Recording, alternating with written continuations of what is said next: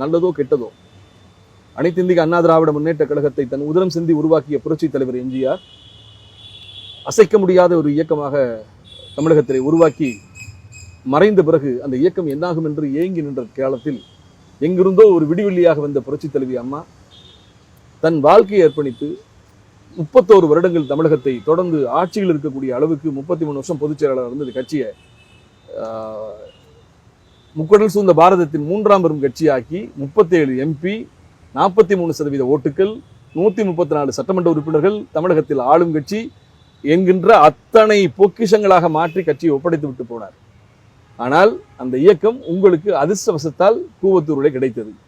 சரி, அப்படி காலம் கொடுத்த வாய்ப்பை என்னை அர்ப்பணித்து இந்த இயக்கத்தை நான் தற்காத்தேன், இந்த இயக்கத்தை பாதுகாத்தேன், அடுத்த தலைமுறையிடம் ஒப்படைக்கிறேன். எல்லா கட்சிகளும் அடுத்த தலைமுறை அரசியல் தொடங்கிவிட்டது. இளைஞர்கள் வந்து விட்டார்கள். திமுகவில் திரு உதயநிதி ஸ்டாலின், பாஜகவில் திரு அண்ணாமலை, இன்றைக்கு தமிழக வெற்றி கழகம் என்ற பெயருடைய நடிகர் விஜய், இப்படி பல இளைஞர்களும் அடுத்த தலைமுறை அரசியலை தொடங்கிவிட்ட போது அதிமுக என்பது ஒற்றுமையின்மையாலும் முதுமைப்பட்டும் முதியோர் உள்ளமாகவும் சிக்கி கிடக்கக்கூடிய இந்த சூழலில் உண்மையாகவே எடப்பாடிக்கு மனசாட்சி இருந்தார். கொப்பளி ஸ்ரீ நாயுடுல தொடங்கி தமிழ்நாட்டினுடைய முதலமைச்சர் பட்டியலிலே 4.5 வருஷம் ஆட்சி செய்தவர் எடப்பாடி பழனிசாமி என்கின்ற பெயர் வருவதற்கு காரணம் இந்த கட்சியின் தொண்டர்களும் இந்த கட்சியும். என்னால் இந்த கட்சி அழிந்தது என்கின்ற பாவத்தை எடப்பாடி சுமக்காமல் மனசாட்சியோடு கட்சியை ஒற்றுமைப்படுத்தி விட்டால் எந்த இயக்கத்திற்கும் அச்சப்பட வேண்டிய நிலை அதிமுகவுக்கு இருக்காது.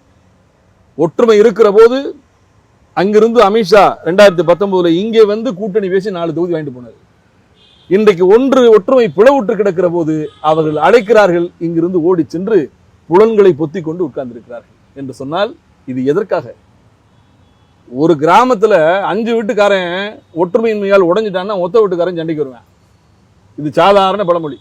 அதுபோல ஒற்றுமையின்மையால் இன்றைக்கு ஏற்பட்டிருக்கக்கூடிய அதிமுகவுக்கு ஏற்பட்டிருக்கும் இக்கட்டு, பிளவு, அழிவு, தொடர்ந்து தோல்வி, தேர்தல் புறக்கணிப்பு, கட்டுத்தொகை இழப்பு, ஒரு வாக்குச்சாவடியில் ஒரு ஓட்டு வாங்கக்கூடிய அவலம், அனைத்திற்கும் காரணம் நாம் தான். நம்மை திருத்திக் கொண்டு இந்த பாவத்தை நாம் செய்ய வேண்டாம் என்று எடப்பாடி திருந்தினால், கட்சியை ஒற்றுமைப்படுத்தினால் அடுத்த வினாடி எடப்பாடியும் பலமான தலைவராக வர முடியும். அதிமுகவும் பாதுகாப்பு பெறும்.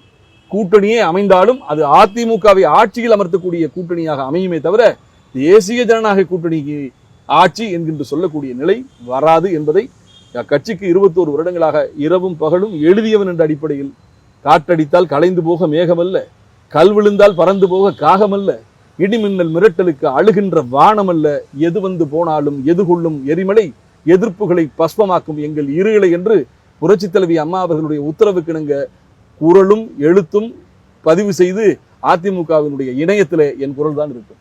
நான் இதை வேதனையோடு சொல்கிறேன். கண் முன்னே இந்த கட்சி அழிவதை பார்த்து கண்ணீர் சிந்துகிறேன். காப்பதற்கு புரட்சி தலைவரின் ஆன்மாவும் புரட்சி தலைவருடைய அந்த ஆத்மாவும் கைகோர்த்து வந்து இந்த கழகத்தை காப்பாற்றாதா என்று ஏக்கத்தோடு அமர்ந்திருக்கக்கூடிய கோடிக்கணக்கான தொண்டர்களில் ஒருவனாக நான் கேட்கிறேன். கட்சியை ஒற்றுமைப்படுத்துங்கள்.